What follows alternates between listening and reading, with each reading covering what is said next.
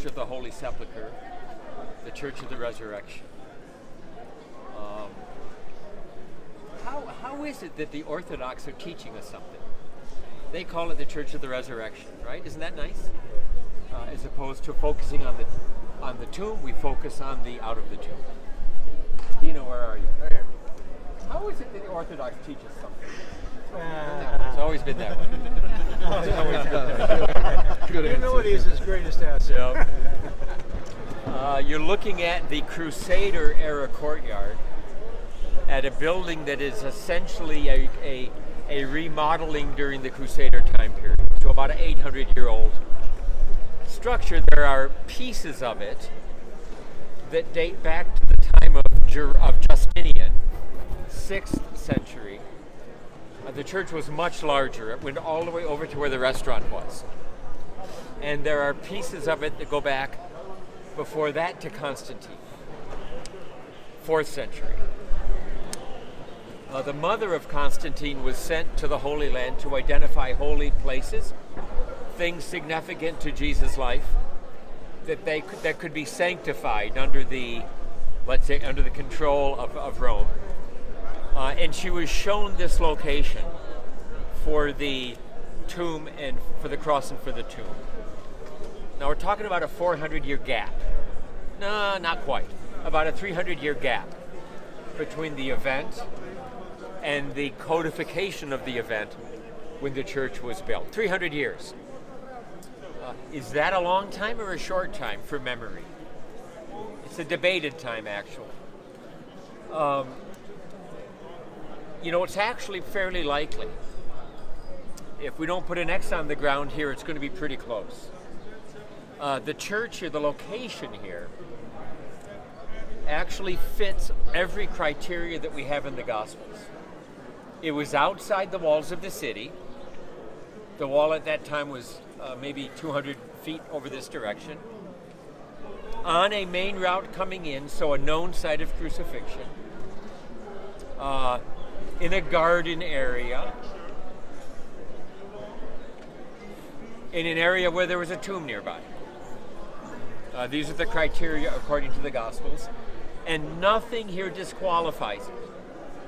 In fact, the tombs are of the correct age, even, from the time of the New Testament. By the way, that criteria disqualifies the garden tomb. Wrong age, that tomb. But nothing disqualifies the site more than that. We know that about 100 years after the resurrection, the Emperor Hadrian, in the 130s AD, built a temple here to Jupiter and to Venus, the two chief deities in the Roman Empire. Now, typically when a Roman will build temples to their deities in a city or a place that was conquered, they'll do it in the same place where the previous people had their holy spot, to show that ours is co-opting it, taking it. It belongs to us. There was nothing here Jewish at all. Zero Jewish. No reason at all to co-opt a Jewish memory. The only thing that makes sense is there was a Christian memory here. Where would there be a Christian memory? Outside the city, next to tombs, in a known spot of crucifixion. What possible Christian memory could that be? It's not the birth, it's not the baptism, it's not the Annunciation, it's not the Last Supper.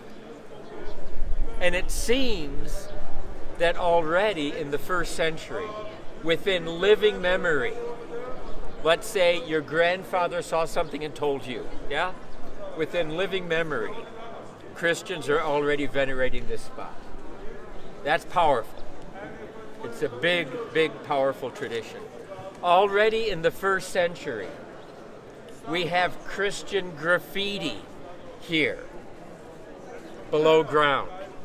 A Mediterranean-style boat with a phrase in Latin, "Lord, we have come," a pilgrim coming to the spot. It makes no sense it would be anyplace else. No sense anyplace else. So it's likely nothing disqualifies the site. The bedrock was a bit different shape. Your blue book has all the information. Go back and study it on the plane. You'll see it. The bedrock was a bit different shaped. Constantine then cut the bedrock into cubes. One cube where the cross was remembered to be, up on the second level, inside. One cube where the tomb was remembered to be, behind the bell tower under the big dome. And then he hallowed the space by protecting it by building what was a Byzantine-era architectural style church around it, to protect it, to hallow the ground. And the church in various remodelings remains to this day. So the tradition is good. You'd have to prove otherwise. Otherwise you accept here. Now, there are 6 different churches that hold rights to parts of the building. That is to say, they say this part of the building is ours, our custody, and that hold rights to a time of the day to hold services in all of the areas. Remember, we're tracing the Stations of the Cross. And so you've got the spot where Jesus was nailed to the cross under Roman Catholic control. You've got the space where the cross was put up under Greek Orthodox control. You've got the space of the tomb under Armenian control. But each of the 6 has rights to go at various times of the day to the others. All right, that's established. That's established. What are the 6 churches? Number 1, well, I'm not listing them in any order, just I'm listing them. Greek Orthodox, Armenian, from the mountains of Armenia, not Arminian versus Calvinism, that's something else, but Armenia is a place in the Caucasus Mountains. Franciscan Catholic, Syrian Orthodox, Coptic, and Ethiopian Orthodox, those 6. And they represent Eastern Christianity. All 6 claim to be the original church. Go figure.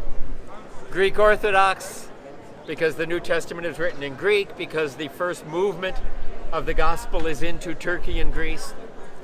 Roman Catholic, because Peter was the Pope.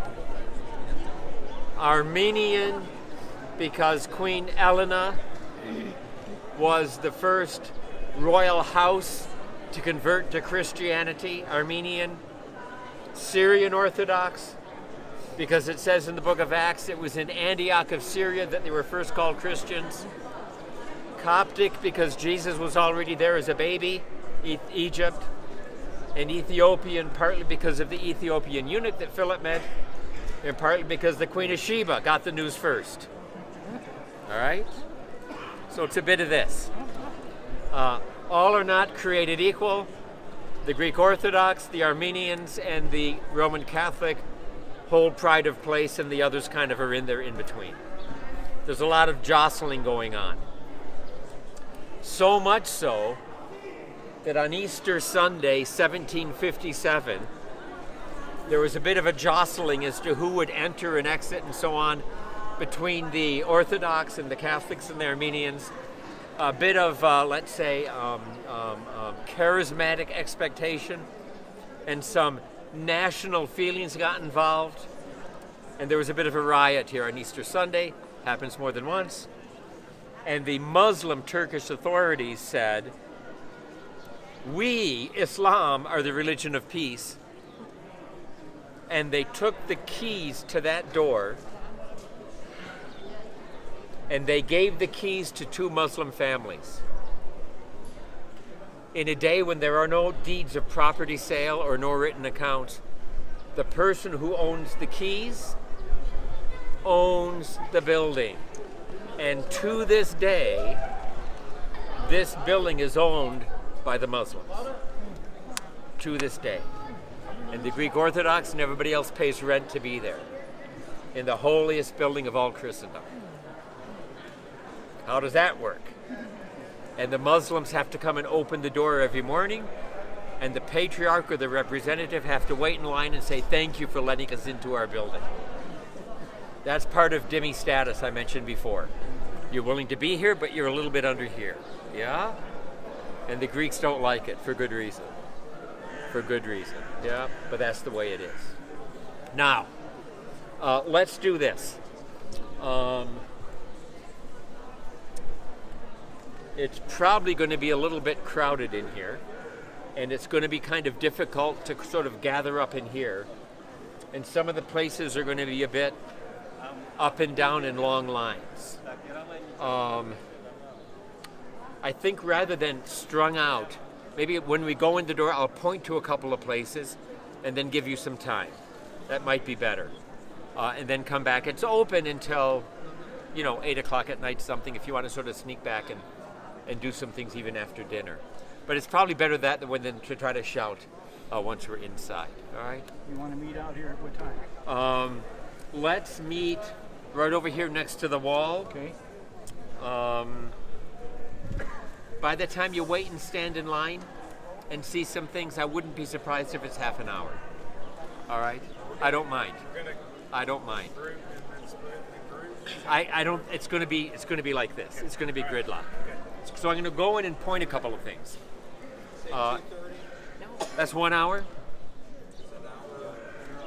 That's a lot. It's kind of a lot, I think. Yeah. I think half is probably. Half hour. I think half is okay. I think so.